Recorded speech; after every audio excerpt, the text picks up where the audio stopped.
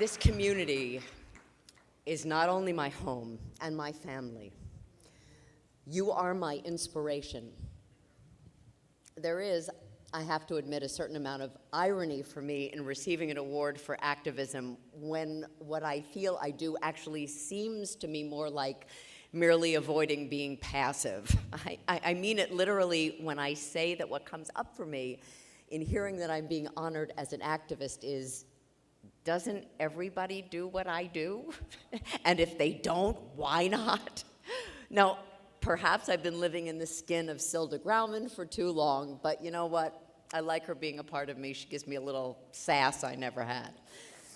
But be clear, I mean it quite concretely when I say that I am who I am in this world because of the impact on me of the gay community. There's a sense in which I think of the book, Everything I Need to Know I Learned in Kindergarten.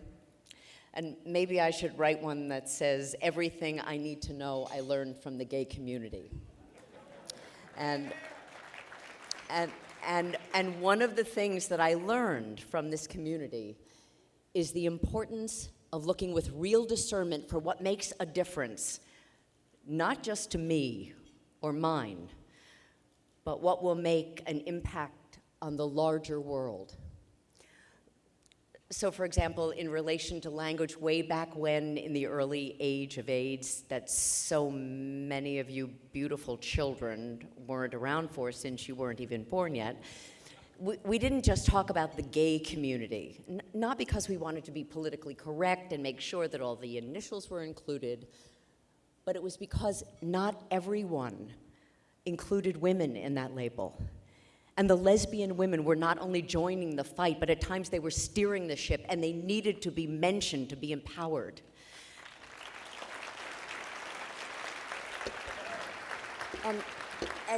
And in the same way, we didn't storm the FDA just to get drugs more quickly for our loved ones who were dying of AIDS. We did it to get the federal government to wake up and be responsive to the needs of the people they were there to serve.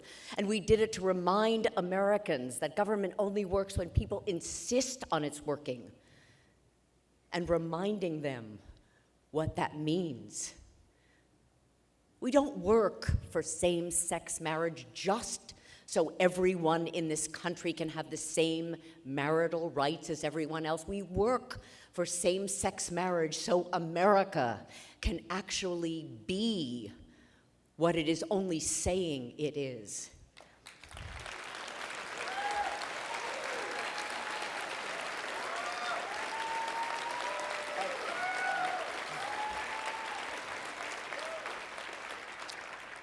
That's why we're not done until all of this country is living in as enlightened a world as places like this great state of New York. You know, I have problems figuring out the difference between people protecting the institution of marriage and how valiantly so many people in our history attempted to save ships from going over the edge when they thought the world was flat. And you know, I really do. I understand those people that describe themselves as people of faith, and they truly believe it's not only their right, but their responsibility to do everything they can to stop GLBT people from living their lives in the way they consider wrong. But what is difficult for me is to see how this is significantly different from the church's condemnation of Galileo in the 17th century. Same-sex marriage is about the sanctity of human relationship and the value of making a loving commitment a contribution to a larger society. We are not done until we no longer see this as a political issue or a religious issue, but as an American one.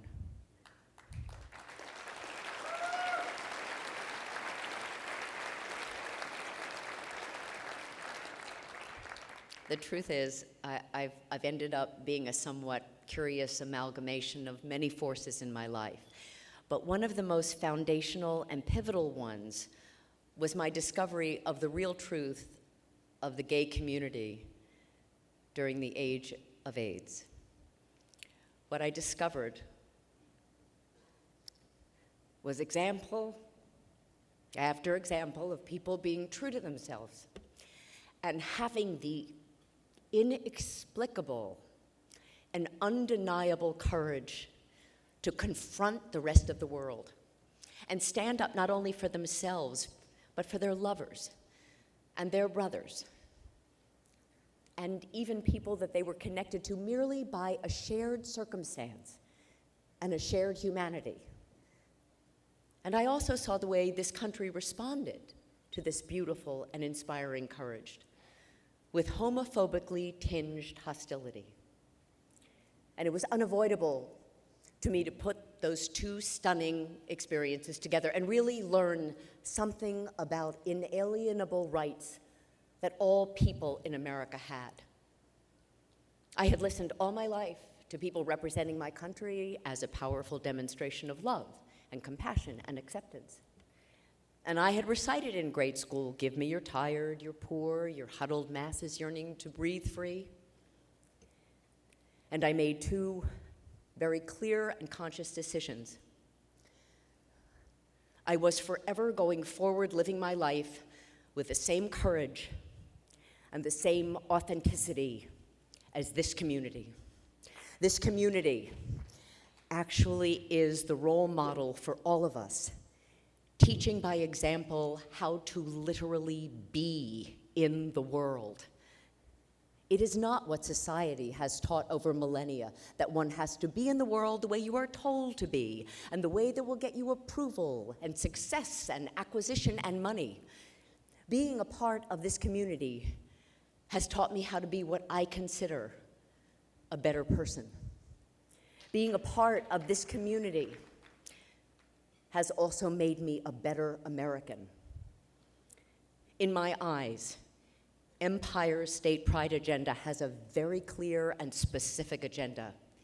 It is to model for all of this incredible state and this amazing country exactly what it means to be in the world in a way based on pride and real compassion and real love for everyone.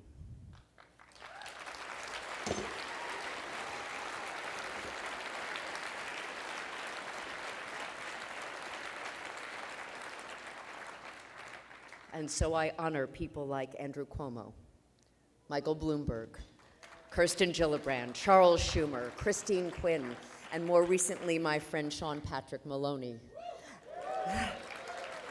Obviously, there are so many more who know that the Pride agenda is not an LGBT agenda, but a demonstration of the LGBT community leading in the fight for, as Silda Grauman says, not a progressive agenda, a human one.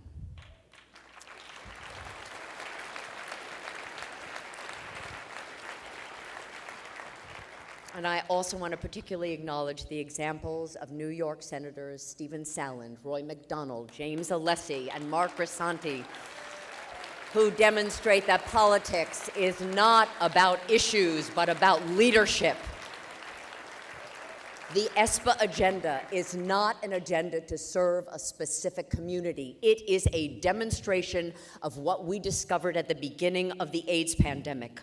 When an issue emerges as an issue in a culture, it is there to be used to take the entire country up to a higher level of its own promise, and I might add, beyond its own pretense.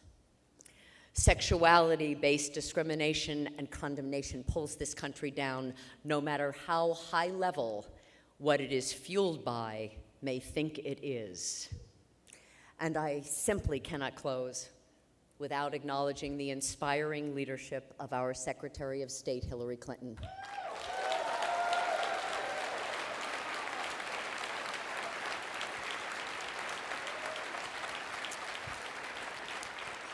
who has insisted on making equality an issue not just for this country, but for every country on this amazing globe.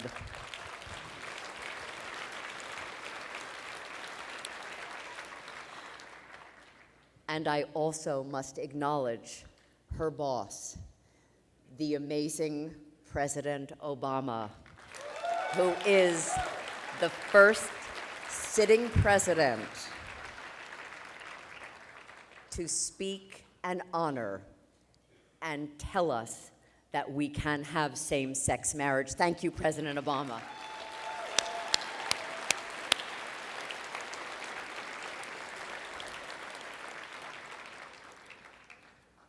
And thank you, all of you, for taking me from a life that would have been one of empty passivity to one that is filled with love and joy and gratitude. Thank you so much.